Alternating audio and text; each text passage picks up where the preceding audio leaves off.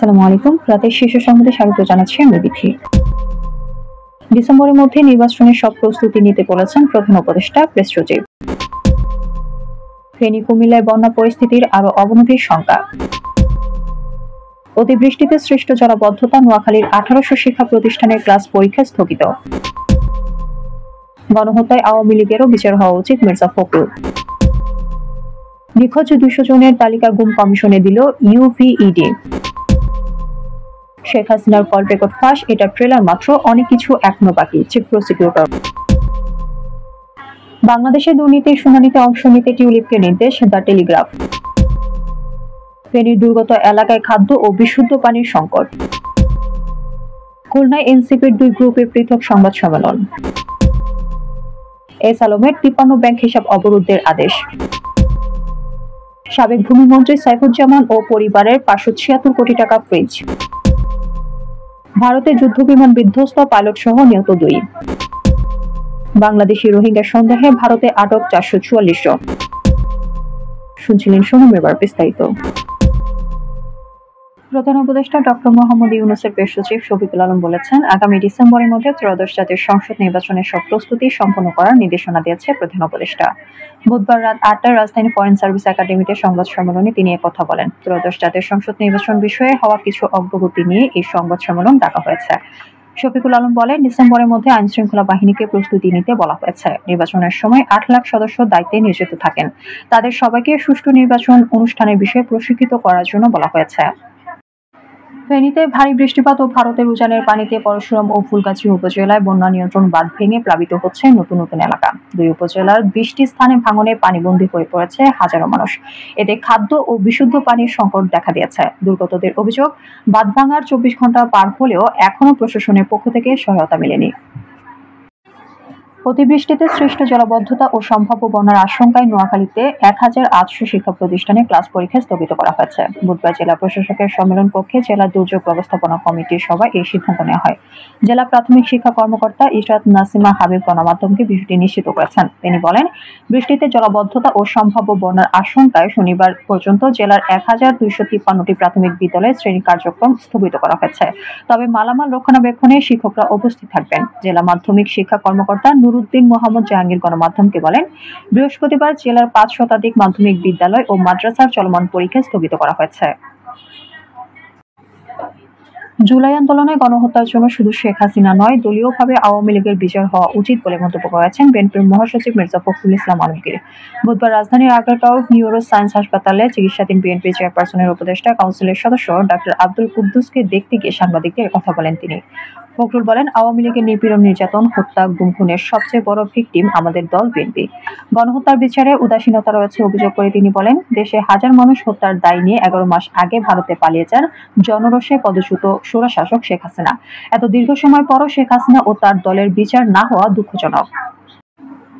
গুম প্রতিরোধ ও প্রতিকারের অগ্রাধিকার বিষয়ে গুম সংক্রান্ত তদন্ত কমিশন ও united for the victims of enforced disappearances এর মধ্যে বৈঠক হয়েছে।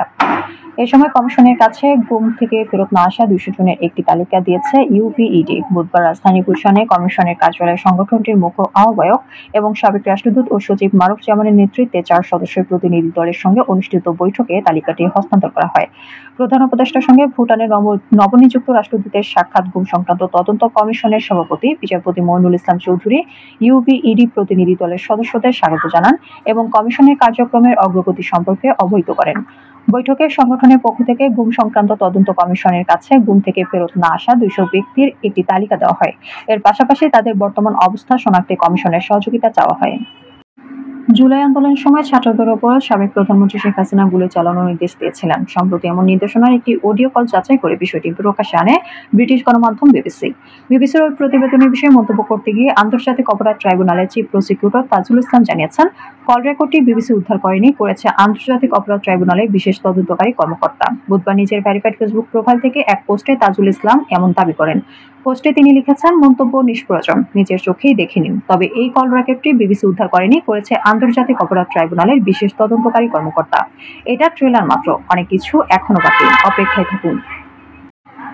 বাংলাদেশে দুর্নীতির অভিযোগে চলমান মামলায় শেখ হাসিনার ভাগ্নি ও ব্রিটিশ নাগরিক টিউলিপ সিদ্দিককে শুনানিতে অংশ নিতে নির্দেশ দেওয়া হয়েছে। অভিযোগের পদত্যাগ করতে বাধ্য হওয়া ব্রিটেনের সাবেক দুর্নীতি দমন মন্ত্রীকে বলা হয়েছে যে তিনি যদি 20 জুলাই আদালতে হাজির না হন তবে তার অনুপস্থিতিতে তার বিচার চলবে। বাংলাদেশের দুর্নীতি দমন কমিশন টিউলিপের বিরুদ্ধে একাধিক তদন্ত শুরু করেছে, যেখানে তার খালা শেখ হাসিনা সরকারের সাথে তার বিরুদ্ধে দুর্নীতির অভিযোগ আনা হয়েছে।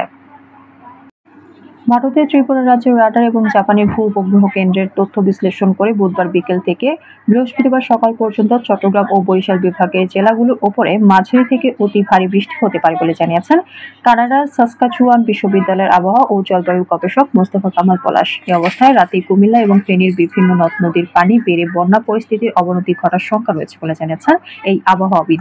এক ফেসবুক পোস্টে তিনি এই শঙ্কার কথা জানান। পোস্টে তিনি লিখেছেন, ফেনী ও কুমিল্লা জেলার উপরে বৃষ্টি ও বন্যা পরিস্থিতির অবনতির আশঙ্কা করা যাচ্ছে।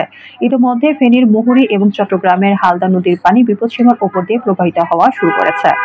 ভারী বৃষ্টির ফলে ঢাকা, চট্টগ্রাম ও খুলনা মহানগরীর কিছু এলাকায় অস্থায়ী জলাবদ্ধতা সৃষ্টি হতে পারে।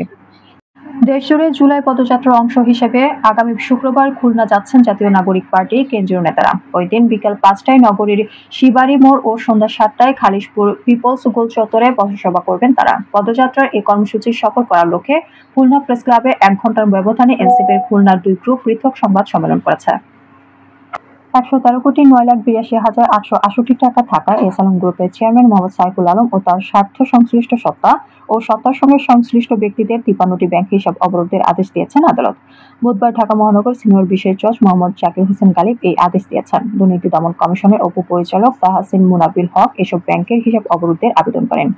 আবেদনে বলা হয়, অভিযোগের সংশ্লিষ্ট ব্যক্তি মোহাম্মদ সাইফুল আলম ও তার স্বার্থ সংশ্লিষ্ট সত্তা ও সত্তার সঙ্গে সংশ্লিষ্ট ব্যক্তিদের বিরুদ্ধে মানি লন্ডারিং অভিযোগটি অনুসন্ধান করে প্রতিবেদন দাখিলের যৌথ অনুসন্ধান ও তদন্ত টিম গঠন করা হয়েছে। মানি লন্ডারিং প্রতিরোধ আইন 2012 এর 10 ও 14 ধারা ও দুর্নীতি দমন কমিশন বিধিমালা 2007 এর 18 ধারার বিধান মতে ব্যাংক হিসাব সমূহ অবরুদ্ধ করা একান্ত প্রয়োজন। দুর্নীতির অভিযোগ থাকায় ক্ষমতাচ্যুত আওয়ামী লীগ সরকারের সাবেক ভূমিমন্ত্রী সাইফুজ্জামান চৌধুরী, তার পরিবার ও স্বার্থ সংশ্লিষ্টদের 26টি বিও অ্যাকাউন্ট ফ্রিজ করার আদেশ দিয়েছেন আদালত। শেয়ার হিসেবে এসব অ্যাকাউন্টে 576,08,77,730 টাকা রয়েছে। বুধবার ঢাকা মেট্রোপলিটন সিনিয়র স্পেশাল জজ মোহাম্মদ জাকির হোসেন গালিবের আদালত দুদকের আবেদনের পরিপ্রেক্ষিতে এই আদেশ দেন। দুদকের জনসংযোগ কর্মকর্তা তানজির আহমেদ এই তথ্য জানান। ভারতের রাজস্থানে একটি জাগুয়ার যুদ্ধবিমান বিধ্বস্ত হয়ে পাইলট সহ 2 জন নিহত হয়েছেন। বুধবার দুপুরে এই ঘটনা ঘটে। সংবাদ সংস্থা সূত্রে জানা গেছে, রাজস্থানের চুরু জেলার ভানুদা গ্রামের কাছে ভারতীয় বিমান বাহিনীর এই জাগুয়ার যুদ্ধবিমান বিধ্বস্ত হয়েছে বলে সরকারি কর্মকর্তারা জানিয়েছেন। প্রাথমিক তথ্য অনুসারে একটি মাঠে পাইলটের মৃতদেহের সঙ্গে বিমানের ধ্বংসাবশেষ পাওয়া গেছে। মৃতদেহটি ক্ষতবিক্ষত অবস্থায় উদ্ধার করা হয়েছে। সেনাবাহিনী ও স্থানীয় প্রশাসন কর্তৃক দুর্ঘটনায় নিহত পাইলট এবং অন্য একজনের পরিচয় এখনও আনুষ্ঠানিকভাবে নিশ্চিত করা যায়নি। জানা গেছে, প্রশিক্ষণ মিশনে বিমানটি নিকটবর্তী ঘাঁটি থেকে উড়েছিল। ভারতের ওড়িশার ঝারসুগুড়া জেলার বিভিন্ন স্থানে অভিযান চালিয়ে অবৈধ বাংলাদেশি ও রোহিঙ্গা অভিবাসীর সন্দেহে 444 জনকে আটক করেছে স্থানীয় পুলিশ। আইনি কাগজপত্র ছাড়া ভারতে প্রবেশকারী বিদেশি নাগরিকদের শনাক্তে এই অভিযান চালানো হয়। এতে নেতৃত্ব দেন police super Smit P Parmar. আটককৃতদের মধ্যে ব্রজরাজনগর মহকুমার বিভিন্ন থানা এলাকা থেকে আটক 265 জনকে হিলটপ কলোনির সুরভি কল্যাণ মণ্ডপে অস্থায়ীভাবে রাখা হয়েছে। বাকিদের ঝারসুগুড়া মহকুমার আওতাধীন black diamond college of engineering and টেকনোলজির প্রাঙ্গণে একটি হোল্ডিং সেন্টারে স্থানান্তরিত করা হয়েছে। আমাদের আগামীকাল দুপুরের সংবাদ দেখার আমন্ত্রণ জানিয়ে এখনকার মতো বিদায় নিচ্ছি। দর্শক, ভিডিওটি শেষ পর্যন্ত দেখার জন্য আপনাকে অসংখ্য ধন্যবাদ। নিত্য নতুন সংবাদ পেতে আমাদের ইউটিউব চ্যানেল সাবস্ক্রাইব করুন ও নিয়মিত নোটিফিকেশন পেতে বেল বাটনে ক্লিক করুন এবং আমাদের ফেসবুক পেজটি লাইক করুন। এছাড়াও আমাদের ভিডিওতে লাইক দিয়ে শেয়ার করুন। আল্লাহ হাফেজ।